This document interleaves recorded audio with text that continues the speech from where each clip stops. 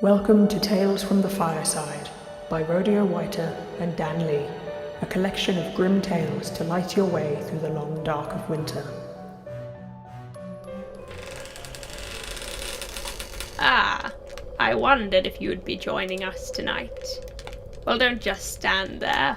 Close the door, shut out the bitter cold. Come, sit, for the story is just about to begin. We have all heard the story about the grumpy old man that gets visited by three spirits on Christmas Eve, after of course being warned about the visitation by his dead friend and business partner. Now some say that this story is a little more than that, but then some think it's a story purely thought up to give people a good scare. Christmas is, and always has been, a time for strange and fantastic miracles. So it's not that far of a stretch for any imagination to expect to see a wondrous sight, like a visit from an old friend, or a phantom haunting you into being the best you can possibly be. If you don't, of course, believe this is possible, then it's about time you started. Christmas Eve, London. Charlie loved Christmas. Being a boy of only 10 years, it was only natural. It was his favourite holiday, and he had a sneaking suspicion it always would be. Unlike most 10-year-olds, it wasn't the presents that Charlie was so fond of. Of course he liked those as well, but it was just the holiday in general that he loved. Everyone was friendly and loving towards each other. When making your way down the snow-covered street and through the hustle and bustle of all the stores and shops, the cold air would be sliced in two from the smells of mulled wine, gingerbread, and the unmistakable aroma of gravy being poured over a roast turkey dinner. Everybody was rushing around trying to get the presents they know they should have gotten about a month ago, but once again they left it to the last minute. Each one of these people would always say to themselves they wouldn't make the same mistake again next year, but we all know they will. Charlie had been watching these sights from his bedroom window. From the sound of the Christmas trees being unloaded at 5 a.m, he was awake and glued to the glass. He really wanted to get out there. His mum would be awake by 8. That's only 20 minutes away, thought Charlie. His father had already gone to work, delivering the last few forgotten Christmas cards. He should be home by 9. Charlie lived in a comfortable household, looking out onto the busy market square, which led to a street full of wonderful shops. They didn't have a great fortune, but they had enough to keep them happy. Charlie's mother and father, whose parents had all died, were only children, like Charlie, and had been left a small fortune from their passing. Charlie's father didn't really need to work anymore, but he carried on for fear that he might get bored. Charlie was sat on his single bed in his red and blue checkered pyjamas, holding a raggedy old bear that his grandfather had given him when he was just a baby.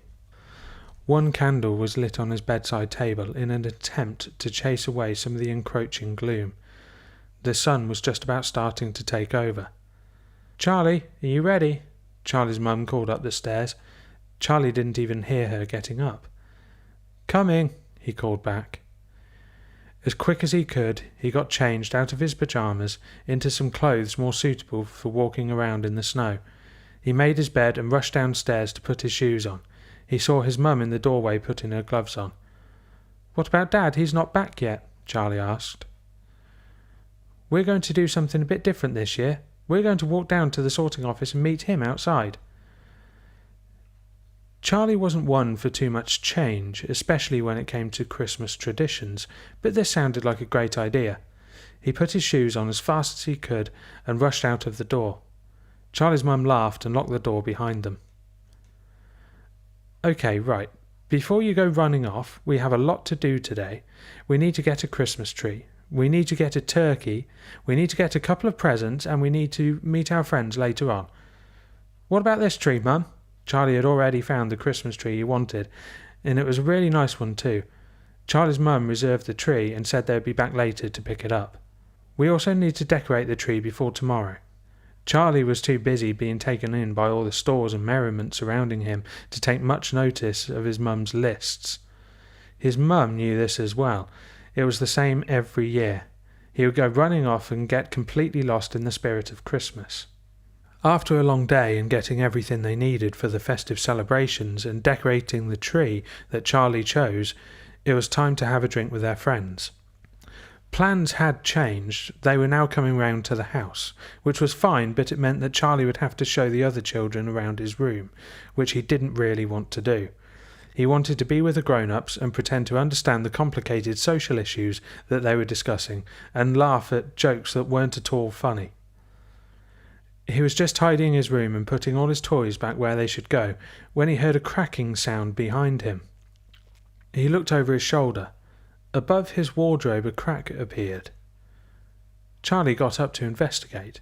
He stood looking at it for quite a while. Then he heard a whisper come from inside. "Come back."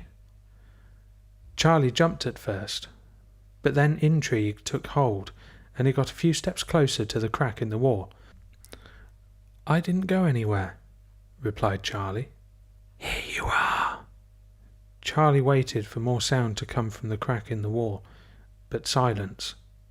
It now appeared to be just a normal crack in the wall. The doorbell rang and Charlie rushed downstairs to assist his mother and father in greeting their guests. "I heard a voice in my room," he said to his father, tugging at his jumper. "A voice? What sort of voice?" he replied. "A man's voice. It said, 'Come here,' and then it said, 'Here you are.' It came from a crack in my wall." "You must have heard your mother and me talking." Charlie nodded and smiled at his father. The evening started with merriment and laughter, right from the guests taking their first steps inside the house. First to arrive were Alan and Debbie Farthing. They were nice. They had always bought Charlie a present, even when it wasn't Christmas. The best part being, no children.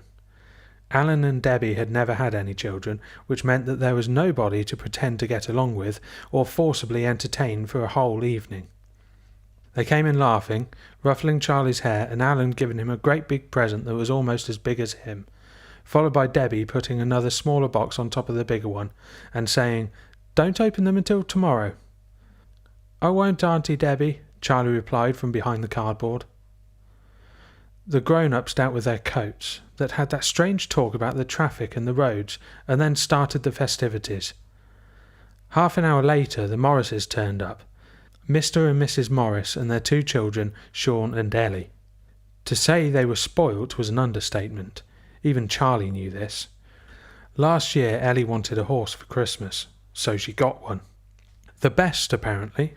However, it wasn't the colour that she wanted, so her father had to take it back to the breeder and get another one. She didn't like the second one because of the length of its tail. On the third swap she decided she didn't want a horse at all. Sean was just as bad. The amount of money that had been spent on unused musical instruments and unused sports gear, all of course having to be the best, was obscene. Charlie didn't like the fact that when they came round they seemed to have this sense of entitlement that meant all of Charlie's belongings somehow were owed to them. His favourite toys were all hidden under his mum and dad's bed for the evening. The two children rushed upstairs, pushing past Charlie, and ran into his room. They immediately opened the toy chest and started throwing things across the room. "Why have you still got these? What's this? Haven't you got any good toys? I'm bored with these." "Are you listening?" The frantic toy abuse suddenly stopped. Charlie was relieved, partly because they had finally stopped throwing everything around, but mainly because their sudden distraction meant that they could hear it too. The three children looked up to the crack in the wall where the voice had come from. "Charlie, what was that?" "I don't know," replied Charlie. "I heard it earlier just before you got here." The children, suitably scared, ran back downstairs and spent the rest of the evening with their parents. Charlie, of course, preferred this. He grabbed the bowl of hazelnuts from the coffee table, sat in between his mum and Uncle Alan, and munched his way through the night. Christmas Eve, 1995, London. It had been a strange year for Charlie. A lot of stressful exams and life choices had to be made, including where to go to university, if he could get in at all. His mum and dad were both confident that he would get in, but Charlie not so much. Maybe he could just take the easy route and join his dad on the post, but he loved physics, astrophysics to be precise. The day before Christmas Eve's Eve, he had received news that he had gotten into his first choice university. That was it. No more stress, no more worry, no more overwhelming threat of disappointment looming over him like a shambling spectre. It was Christmas Eve. 7:30 in the morning, and he was watching the market unfold, just like he always had. He might be a bit older now, but he was still looking forward to going out into the market with his mum and meeting his dad after work. Some things never change. "Charlie, you awake?" called Charlie's mum up the stairs. "Coming, mum," he called back. He started getting changed into his warmest wintry clothes, ready for the snow. "Rachel, don't." That voice again. Through the cracks. The voice from his childhood. What was it? Who was it? Where was it coming from? Who was Rachel? Liar! Charlie was frozen to the spot. He had heard the voice before, not for quite a while, but he had heard it before. But it had never been this threatening. But it was still coming from the same place, from behind the crack above the wardrobe. "I'm here." "Who's there?" Charlie just managed to squeak the question. No response. After a couple of minutes of waiting for the voice again, he decided that it probably wasn't coming back. He carried on getting changed and went to join his mother downstairs. Halfway down he stopped. Didn't his dad plaster over that crack last year? Come to think of it, what actually happened last year? Everything seemed to happen so quickly and frantically it just passed him by within a flash. Maybe that's just what happens when you get older. Who knows? He joined his mum and partook in the usual Christmas Eve traditions, which unfortunately still included drinks with Mr. and Mrs. Morris and Sean and Ellie, still acting like they did 7 years ago. 7 years? It still doesn't seem like 7 years ago since Charlie first heard the voice behind the crack. But it must have been. Christmas Eve, 1997. London. It was a snowy morning, as it always was on Christmas Eve. Charlie was stood at his parents' door waiting for his mother to open it. Under his arm, his girlfriend. "Hello, darling," said his mum, opening the door with the biggest smile you could ever imagine. "Hello, mum," replied Charlie. "And hello, Rachel." Charlie's mum leant over and gave Rachel a big hug. Come in, out of the cold. Your father should be back soon." Charlie's mum started brushing all of the snow off of the couple and straight away asking them a question about the last term at university. Mum, just wait. I can't understand a word you're saying. Just give me a minute to get in and then ask us again, slower this time," Charlie said, taking his coat off. "Don't take that off. We're going out to meet your father soon. Rachel, darling, will you be joining us? You don't have to if you don't want to." "Yes, I'd love to," Rachel replied. "Everywhere." Charlie froze in horror. The sound of his mum's voice faded into silence as he looked round to where that familiar voice had come from. Above the kitchen cupboard, a crack in the wall. This time it seemed to have a dull light shining through. But why was it here? The voice had never left his bedroom before. Was it now following him? And what was it saying? Nothing it said ever made any sense. He stood staring at the crack above the cupboards for a little while, until he heard Rachel's voice fading back into existence. "Charlie, are you okay?" He was now looking into Rachel's eyes. "Yeah, fine. Mum, how long had that crack been there?" He looked at his mum and then back at the wall. "What crack?" It was gone. Still fixated on the now blank wall, he replied, "Doesn't matter. Shall we go and meet Dad?" The three of them left the house and made their way through the market and down to the sorting office to meet Charlie's father. Charlie was now feeling quite on edge. He had been hearing this voice for a while, but it wasn't just him. Sean and Ellie heard it as well when they were younger. It definitely existed. Christmas Eve, 1999, London. Charlie and Rachel had once again returned home from university to his parents' house to partake in the usual festivities that awaited them. Charlie had woken up a little bit early. Rachel was laying next to him, and they were both starting to feel a little bit cold. Charlie got up, walked over to his wardrobe, and got out another blanket for them both. When he opened his wardrobe, a light spilled into the room. It was emanating from a crack in the wood. "I hate you." No, not again, thought Charlie, too scared to say anything. "Shut up." He tried to cover his ears, but he could still hear it through the thick blanket. "Die." "Charlie, what's going on?" Rachel was sat up in bed, holding the blankets over her. Charlie looked round. No cracks, no voices, no dull light. "Did you hear it?" he frantically asked Rachel, rushing over to the bed. "Hear what?" "The voice." "I didn't hear anything. I woke up and I saw you stood over there with the blanket over your ears. Is everything okay?"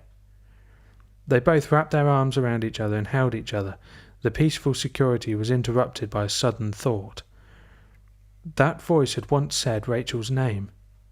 What did that mean? Was she in danger? Was she a part of it?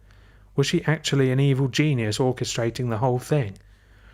They snuggled back up into bed with an extra blanket, and Rachel fell back to sleep.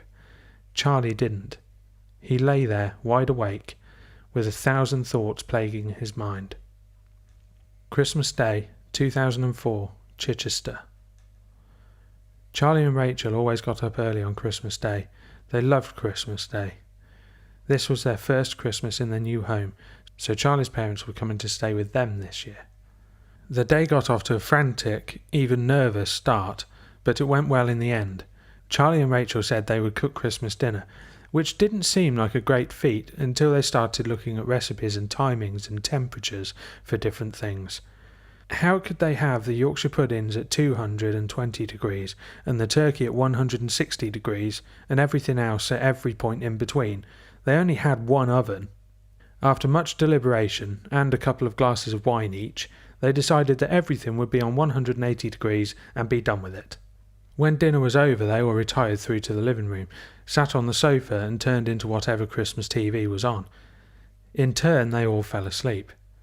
Charlie awoke to the sound of his dad snoring and opening titles to the EastEnders Christmas special. "Everyone." That voice again. A crack had just appeared above the TV. "Around you." "Around me? Around me what?" Charlie shouted to the crack in the wall. He looked around to see if anyone could hear the voice. They all stayed asleep. "Dead." That word rang out like a hammer hitting a gong.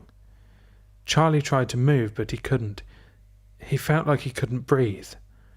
The room started to fade away into blackness. He felt his eyes getting really heavy. The empty space in front of him manifested into Rachel, and he was laying on his back. She was angry and crying, her hand reaching for his throat. Charlie now knew what this was, what had just flashed before his eyes. Boxing Day, 2012, Chichester. The entire room was flashing red and blue from the police cars outside. Rachel was sat on the sofa next to another police officer with a blanket around her. "He wouldn't leave me alone. I moved here with my husband a while ago, and he followed me." The police officer was writing all this down as Rachel was saying it. "One day I felt a hand across my mouth, and I fell unconscious. Then I woke up here, in his basement. God knows how long I've been here." "Was there anything else?" asked the police officer. "Yes, he kept talking about his parents and how they loved me and how they were so proud of both of us."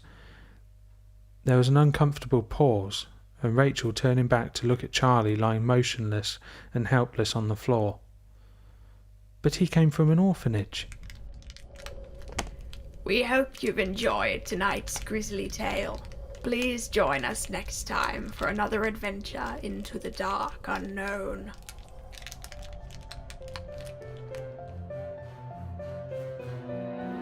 Thank you for listening to Tales from the Fireside, written by Rodeo Whiter and Dan Lee, and produced by RODEAX.